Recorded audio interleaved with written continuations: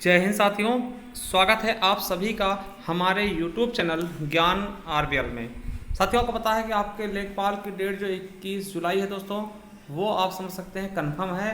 ठीक है, अब देखिए आज हम लेके आए हैं भारतीय खाद्य निगम, इसके बारे में देखेंगे, यानी एफसीआई देखेंगे क्या होता है, पीडीएस क्या होता है, बफर स्टॉक क्या होते हैं, इन सभी के बारे में देखेंगे क्योंकि आपको पता है ये ग्रामीण से संबंधित है और ये ग्रामीण परिवेश के अंतर्गत भी पूछे जाते हैं। देखिए, एक बच्चे ने कल कमेंट किया था कि सर 24 फसलों के लिए एमएसपी जारी किया जाता है, तो मैं उसको बता दूं, हमने थंबनेल में लगा दिया भैया 24 फसलों के लिए एमएसपी नहीं जारी किया थी, 23 फसल। और दोस्तों गन्ने के लिए अगर आप बात करते हैं, देखिए गन्ना के लिए एमएसपी जारी नहीं होती है, तो इसके लिए एफआरपी जारी होती है। ठीक है, तो याद रखेंगे 23 फसलों के लिए ही एमएसपी जारी होती है, गन्ना जो है उसके लिए एफआरपी जारी होता है। ठीक है, तो चलिए दोस्तों हम देखते हैं बूस्टर जो लेखपाल एग्जाम के लिए, जो कि आपके लिए बहुत ही ज़्यादा कारगर साबित होगा। तो चलिए शुरू करते हैं। उसके पहले मैं आपको बता दूं कि देखिए हमने इसके पहले वीडियो पढ़ा चुके हैं, आपको बता दें इस वाले जाइए प्ले लिस्ट आपको दिख जाएगा। ठीक है, ये देखिए लेखपाल एग्जाम, ठीक है, परीक्षा तिथि 19 जून, पहले 19 जून था दोस्तों, इस वाले आप प्ले लिस्ट को पढ़ लेंगे तो इसमें आपको हमने एक हमने मैराथन वीडियो बनाई यूपी स्पेशल के, उसका भी लिंक हम नीचे दे देंगे। एक ही वीडियो पूरा यूपी स्पेशल हमने कंप्लीट किया, लगभग 1 से 1.5 घंटे वीडियो आप देख सकते हैं आराम से। ठीक है, और इसमें आपको ग्रामीण परिवेश मिल जाएगा और जो हमने बूस्टर डोज की जो कुछ वीडियो बनाई वो भी मिल जाएंगे। और पहले से दोस्तों बहुत सी चीज़ें आपको मिल जाएंगी, पूरी हिंदी में हमने पढ़ाई है, ग्रामीण विकास पढ़ाया है, तो इसका भी लिंक हम नीचे डिस्क्रिप्शन में दे देंगे, वहाँ जाकर के आप पढ़ सकते हैं, डायरेक्ट प्ले लिस्ट पे जा सकते हैं। चलिए शुरू करते हैं आज का ये वीडियो। साथियों, आज हम देखने वाले हैं एफसीआई। ठीक, क्या एफसीआई क्या होता है? पहली चीज, एफसीआई को हम क्या बोलते हैं? भारतीय खाद्य निगम। इंपॉर्टेंट है, पूछा जा सकता है। ठीक है, भारतीय खाद्य निगम यानी एफसीआई का फुल फॉर्म क्या होगा? Food corporation of India. आपसे पूछा जाएगा कि इसकी स्थापना कब की गई, तो स्थापना साथियों याद रखेंगे 14 जनवरी 1965, यानी मकर संक्रांति वाला दिन याद रखेंगे 1965 को। ठीक है, अब देखिए इसका मुख्यालय पूछेगा आपसे तो बता देना कहाँ है, नई दिल्ली है। ठीक है, अब देखिए स्थापना क्यों की गई। देखिए कोई भी चीज अगर किया था उसके पीछे कुछ रीजन होता है, तो आपको साथियों पता होगा कि एक बार देश में दोस्तों भीषण अन्न संकट पड़ा था। आपको पता होगा कि चीन के साथ 61 में और दोस्तों 65 में पाकिस्तान के साथ युद्ध हुआ। तृतीय, आपको याद होगा तृतीय पंचवर्षीय योजना का समय ना, तो दोस्तों उस समय बहुत ही भीषण दोस्तों क्या पड़ा था आपके यहाँ, अन्न संकट। ठीक है, उसको देख करके दोस्तों याद रखेंगे देश में भीषण अन्न संकट, विशेषकर दोस्तों गेहूं के अभाव के चलते दोस्तों इस निकाय की स्थापना की गई थी। आपको पता है हमने अमेरिका से गेहूं मंगवाया था और उसने इतने रद्दी क्वालिटी का गेहूं दिया था, जो कि आपको पता भी होगा। ठीक है, उसी को देखते हुए भारत सरकार ने सोचा कि हम क्या करें, अपनी जो फसल है ना, यानी जो अपने खाद्यान्न चीजें हैं उनका हम क्या करें, एक जगह स्टोर कर लें। मतलब एक जगह का हर राज्य में हर जिलों में स्टॉक बना दें, स्टॉक कर ले, जिससे क्या हो कभी मान लें हमारे देश में संकट पड़ती है तो हम इनका यूज कर सकें। ठीक है, तो याद रखेंगे स्थापना कारण क्या है, देश में भीषण अन्न संकट, विशेषकर दोस्तों गेहूं के अभाव के चलते इस निकाय की स्थापना की गई थी। और इसका कार्य क्या है, तो कार्य क्या है दोस्तों, इसका प्रमुख कार्य खाद्यान्न एवं अन्य पदार्थों की खरीद करना, भंडारण करना, परिवहन करना, वितरण करना और बिक्री करना दोस्तों इसका काम है। और यह एक सांविधिक निकाय है। क्या एफसीआई क्या है? एक सांविधिक निकाय है दोस्तों। आपको बता दें सबसे विश्व की सबसे बड़ी फूड कॉर्पोरेशन है। ठीक है, बहुत ज्यादा दोस्तों ये फूड स्टोर करता है। ठीक है, अब देखिए इसी संबंधित चीजें क्या होती है, पहला है बफर स्टॉक।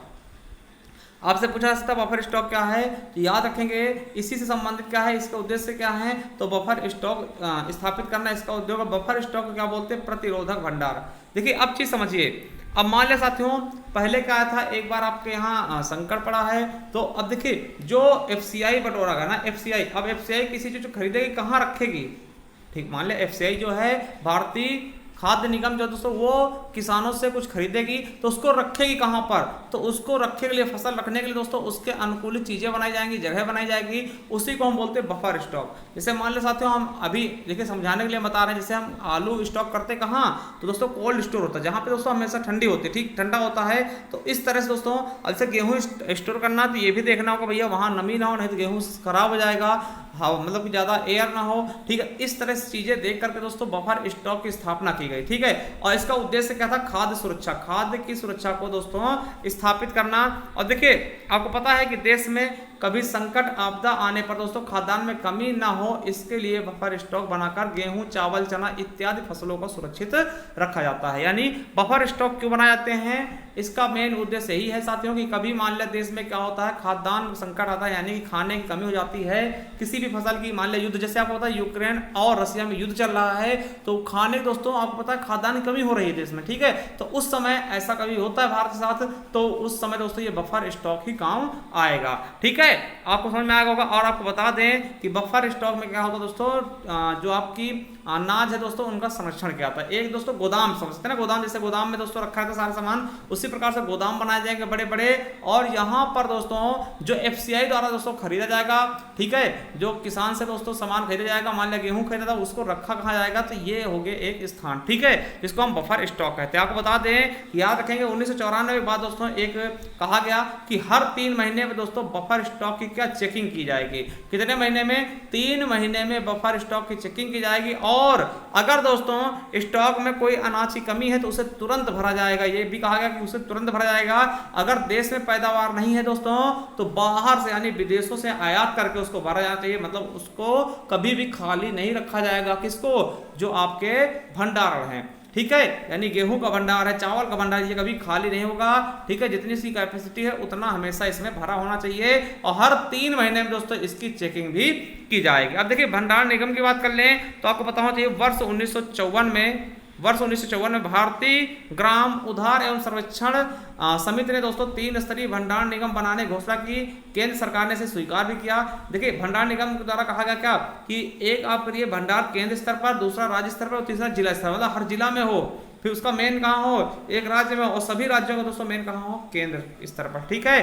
तो ये चीजें आप बताई गई हैं इसमें क्या कि 3 स्तर पे भंडारण होना चाहिए। अब देखिए इनको याद रखेंगे, डेट 1956 में राष्ट्रीय सहकारी विकास एवं भंडार गृह बोर्ड की स्थापना की गई, और 1957 में केंद्रीय भंडारागार निगम की स्थापना की गई, और 1965 में FCI की स्थापना की गई। इसको आपको बिल्कुल अच्छे से याद रखना। अब देखिए तभी देखिए संकट तो हमेशा नहीं आएगा, मगर साथियों अब आप सोचे सर मान लीजिए संकट नहीं आया तो क्या गेहूं खराब होगा।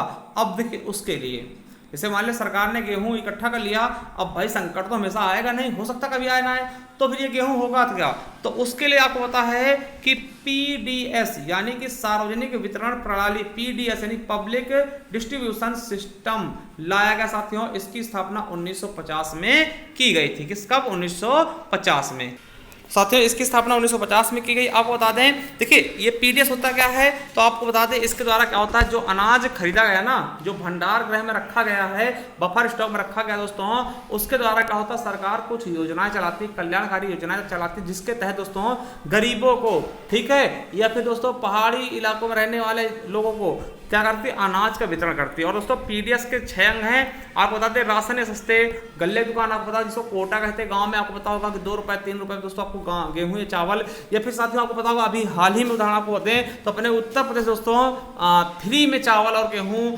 चना, ये सब चीजें दी जाती थी, ठीक है। उस दूसरा दोस्तों इसका अंग क्या है, सहकारी उपभोक्ता भंडार, तीसरा नियंत्रित उपभोक्ता भंडार, चौथा सुपर बाजार। देखिए सुपर बाजार क्या है, जहां पर दोस्तों सस्ती चीजें मिल जाती हैं, ठीक है, और नियंत्रित कपड़े की दुकान और कैरोसिन वितरण। आपको पता है मिट्टी का तेल भी पहले दिया जाता था, ठीक है। अब देखिए गांव में कोटा जिसमें राशन मिलता है वह इसी प्रणाली पर आधारित, किस पे, PDS प्रणाली पे। और आपको बता दें खाद्य सुरक्षा अधिनियम 2013 के अंतर्गत गरीबों को 2 रुपए प्रति किलोग्राम में गेहूं और 3 रुपए प्रति किलोग्राम में चावल देने की व्यवस्था की गई थी। एक चीज याद रखेंगे आप कि राष्ट्रीय बीज अनुसंधान एवं प्रशिक्षण केंद्र कहाँ है, बनारस में है, वाराणसी में, और 23 फसलों का MSP जारी किया था, तथा गन्ने का FRP जारी किया था, ठीक है। अब देखिए हमने पहले वीडियो में क्या बताया, पहली चीज देखिए MSP दोस्तों 23 फसलों पर जारी की जाएगी।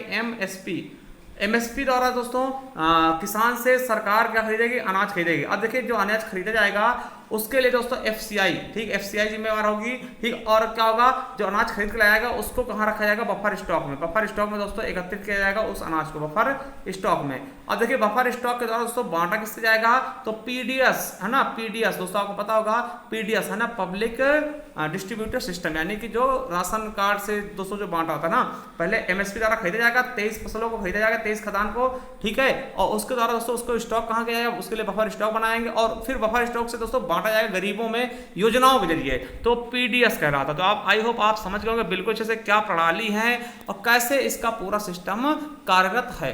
ठीक है, अब कैसा लगा वीडियो अब आप कहें कमेंट करके दोस्तों। तो हम एक वीडियो में नाबार्ड, आरआरबी है ना, ट्राइफेड और जो भी दोस्तों चीज़ें हैं, संगठन है, उनके बारे में आपके लिए एक वीडियो लेकर के आएंगे और ये आपके लिए क्विक रिवीजन का काम करेंगे बहुत अच्छे से। और आपको पीडीएफ चाहिए तो आप हमारे इस टेलीग्राम चैनल पर ज्वाइन कर सकते हैं, ज्ञान आरबीएल ऑफिशियल। थैंक यू, धन्यवाद, मिलते हैं नेक्स्ट वीडियो। तब तक के लिए जय हिंद, जय भारत, वंदे मातरम।